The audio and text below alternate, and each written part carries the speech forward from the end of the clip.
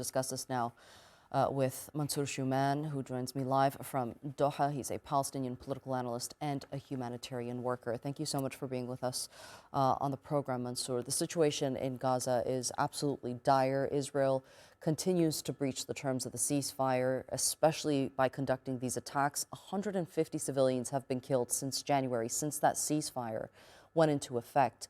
Can you give us some insight into what people are dealing with on a day-to-day basis today? Definitely. Today, the humanitarian workers that were killed together with their journalists had actually finalized a 1,000 tent project in the north of the Gaza Strip in Beit Lahia.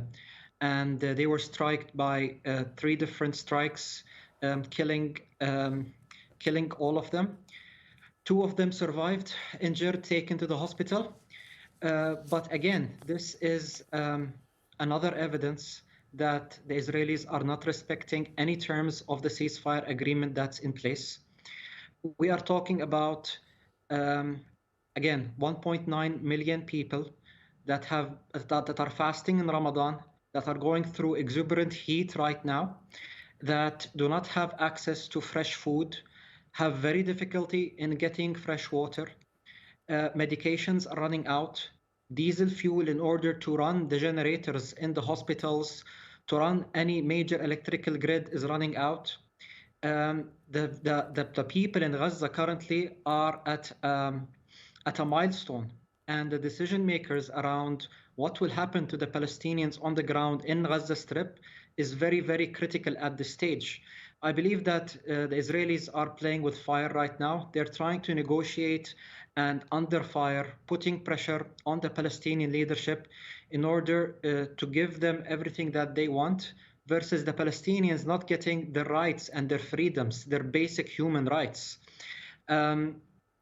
It's a very dire humanitarian situation, and the people in Palestine are relying on the free people of this world to stand up and to continue to talk about what's happening in Gaza and now even the West Bank.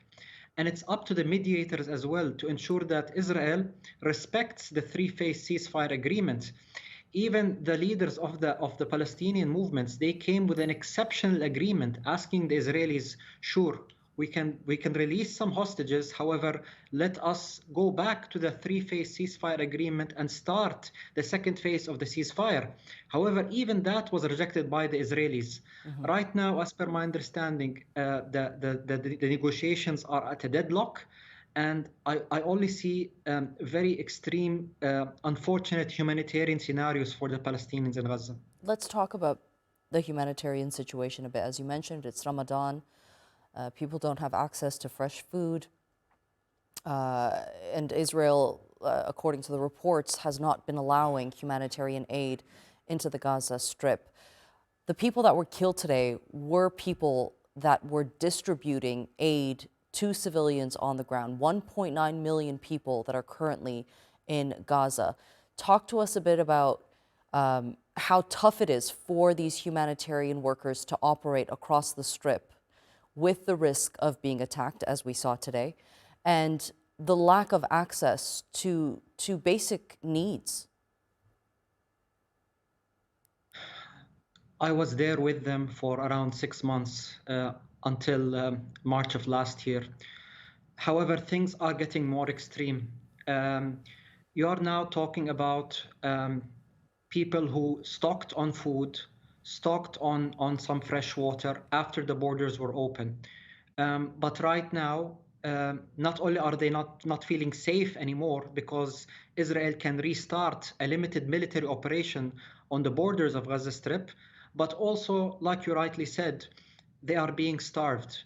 They are being killed indirectly by the lack of medication, by the lack of clean water, by the spread of disease throughout the camps that are now very heavily populated. We are talking now about over 250 journalists that have been killed. We are talking about dozens of humanitarian workers that all what they try to do is set up tents, get food to those in need, help those that are disabled, make sure that one of the 36,000 orphans gets the cash assistance that they need for the month. the situation in Gaza after 16 months is,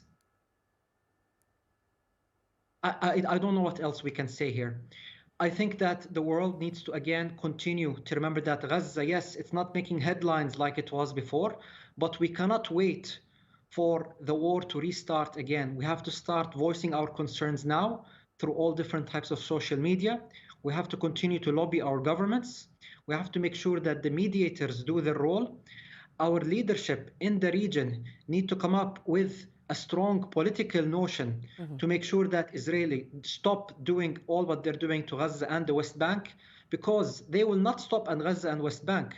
Look what they are doing in Syria. Look what they're doing in Lebanon. Look what they're planning to do in Jordan and other countries.